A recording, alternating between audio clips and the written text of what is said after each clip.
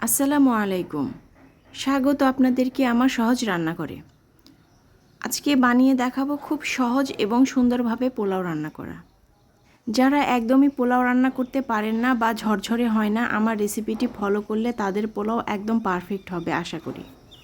আজকের পোলাওটি আমি বেগমতি চিকেনের সাথে পরিবেশন করেছি। চিকেন রান্নার রেসিপিটি ডেসক্রিপশন বক্সে লিংক দেওয়া থাকবে, চাইলে দেখে নিতে পারেন। তো চলুন দেখে নিই তাহলে কিভাবে পারফেক্ট এবং ঝরঝরে পোলাও রান্না করা যায়। এখন একটা পরিষ্কার প্যান হালকা গরম করে নিয়েছি। এর মধ্যে দিয়ে দেব পরিমাণ মতো তেল। তেল কিছুটা গরম হলে এর মধ্যে অ্যাড করে দেব গরম মশলা। একটু ভেজে নিয়ে দিয়ে দেব পেঁয়াজ কুচি। পেঁয়াজ কুচিগুলোকে খুব ভালো করে ভেজে নেব। খুব বেশি কড়া করে ভাজবো না, একদম লাল লাল করে ফেলবো না। পোলাওয়ে সবসময় আপনারা তেল কম ব্যবহার করার চেষ্টা করবেন, এতে পোলাও অনেক বেশি পরিমাণে খাওয়া যায়। আবার অনেক বেশি খাওয়ার পরও কোনো অস্বস্তি ফিল হবে না। বেশ কিছুক্ষণ খুব ভালো করে পেঁয়াজগুলো ভেজে নিব। ভেজে নেওয়ার পরে এখন এর মধ্যে আমি পোলাওয়ের চাল দিয়ে দিব। এখানে আমি 3 কাপ চাল ব্যবহার করেছি। চালগুলোকে আমি ভালো করে পরিষ্কার করে নিয়ে ধুয়ে কিছু সময়ের জন্য ভিজিয়ে রেখেছিলাম। আধা ঘন্টার মতো ভিজিয়ে রেখেছিলাম।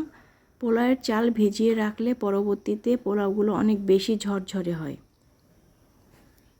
চালগুলো খুব ভালো করে সময় নিয়ে ভেজে নিতে হবে এবং খেয়াল রাখতে হবে নিচে যেন একদমই পুড়ে না যায়। চাল যত ভাজা হবে ভালো, পোলাওটা তত বেশি ঝরঝরে এবং সুন্দর হবে। এখন এর মধ্যে আমি পরিমাণ মতো গরম পানি মিশিয়ে দেব। 3 কাপ চালের জন্য আমি 6 কাপ পানি নিয়েছি। চাল যদি নতুন হয় তাহলে পরিমাণটা একটু কম নেবেন। এই পোলাওটা এভাবেই অসাধারণ লাগবে খেতে, অতিরিক্ত কোনো কিছু মেশানোর একদমই কোনো প্রয়োজন নেই। লবণটা চেক করে কিছু সময়ের জন্য ঢেকে দেব। কিছু সময় পরে এখন এর মধ্যে কাঁচামরিচ দিয়ে দেব। কাঁচামরিচগুলো চাইলে গোটাও দিতে পারেন। কেটে দিলে একটু ঝাল ঝাল ভাব আসে, অনেক ভালো লাগে খেতে। এখন ভালো করে নেড়ে দিব। সব চালগুলো একসাথে গুছিয়ে একদম চেপে চেপে রেখে দেব। তারপর একটা ঢাকনা দিয়ে রেখে দেব কিছু সময় সেদ্ধ হওয়ার জন্য। এভাবে পোলাও রান্না করলে পোলাও একদম ঝরঝরে হবে এবং খেতেও খুব মজা লাগবে। এভাবে কিছু সময় ঢেকে রাখার পরে পোলাওটা একদম রেডি হয়ে যাবে। দেখতেই পাচ্ছেন পোলাওটা একদম রেডি। এখন একটু আমি নেড়েচেড়ে দেখিয়ে দিই কতটা ঝরঝরে হয়েছে। পোলাওটা কিন্তু এখন একদমই গরম আছে, কিছু সময় ঠান্ডা হওয়ার পরে এটা আরও বেশি ঝরঝরে হয়ে যাবে। দেখে নিশ্চয়ই বুঝতে পারছেন। এখন এরকম করে নাড়ার পরে 10 মিনিটের জন্য আবারও ঢাকনা দিয়ে ঢেকে রেখে দেব। 10 মিনিট পরে পরিবেশন করব। পোলাও এখন একদম রেডি, আমার আলাদা করে কোনো কিছু আর বলে দিতে হবে না। আপনারা দেখে নিশ্চয়ই বুঝতে পারছেন। দেখলেন তো কত কম উপকরণে এবং অল্প সময়ে বানিয়ে নেওয়া যায় এই পোলাওটি।